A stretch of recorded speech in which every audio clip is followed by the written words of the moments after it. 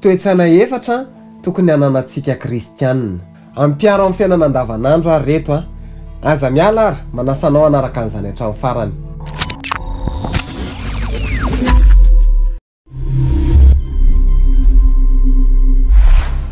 Faly miarabanao izay mpanaraka ny pejy mitsanganaka miazava dia mankasitraka anao manaraka hatrany ny pejy.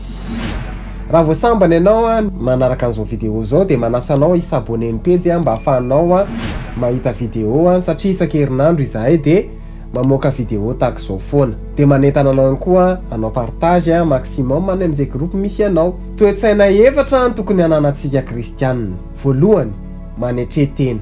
Hoy ny Baiboly fa izay manandra tena kosa no ahetry. Izay manetry tena no asandatra. Tena zava-dehibe ny hananantsika io toe-po io hoe manetry tena. Faharoa, fantaro ny Andriamanitra ao. Manokana fotoana ahafahanao mivavaka, mifandray amin'Andriamanitra, mamaky ny Baibolinao. Manokana 10 minitra farafakely ny isan'andro amakiana Baiboly.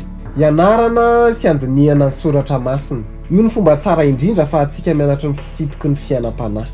Fahatelo, miareta amin'ny fahasarotana sy ny fanambaniana. Jesosy rehefa nivonona izy, nororana izy, nitevadevain'olona izy fa tsy namaly.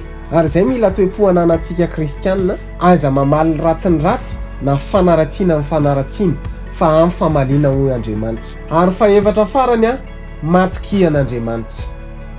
Aiza matoky tena fa matokian'Andriamanitra. Tsy misy fomba tsara kokoa akoatra mivavaka.